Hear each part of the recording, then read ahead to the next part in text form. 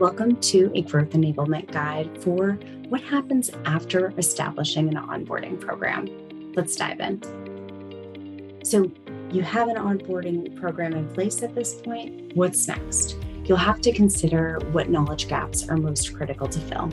So where are you, after getting somebody already ramped, are you finding that there's the most questions or people are hitting the most walls with their work that they're doing? And start establishing that priority list of which topics you should be diving into next and creating additional trainings for. Also consider a continuous training roadmap and just an ongoing list that folks can collaboratively add to on requests of training that they'd like to see. You want to build an L&D team at some point as your organization scales. So that will be a decision that you'll have to come to on which time is the right time for you to put a learning and development team in place. If you're a really small company and maybe an L&D team's not the right fit for you at this point, really do consider sharing that responsibility of training in order to not put the burden on one person. While it's such a fruitful programming and so great to be part of training, it is a lot of work, so you want to make sure to share the love there.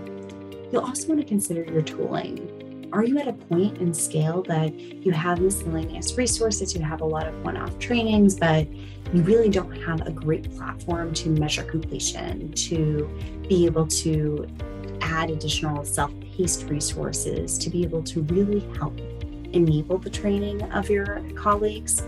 At that point, you might want to consider a learning management system and start adding that there.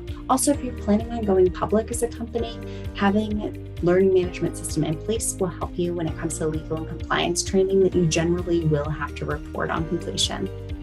You'll also want to remember that content creation takes time and resources, and just don't underestimate the lift that goes into that. So make sure that it's well resourced, that folks have enough time to put it in place, and that it is reviewed by many different eyes to eliminate bias throughout the training.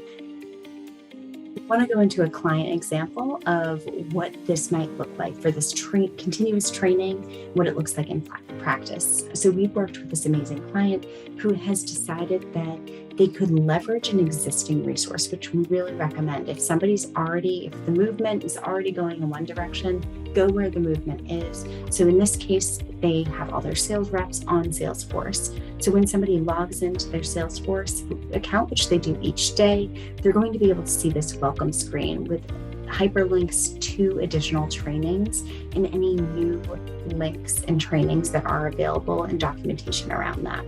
So you want to offer content in multiple mediums. For instance, they have links to documentation as well as short, quick snippets, which is nice to have those bite-sized pieces as a loom or a quick video that's a tutorial on how to.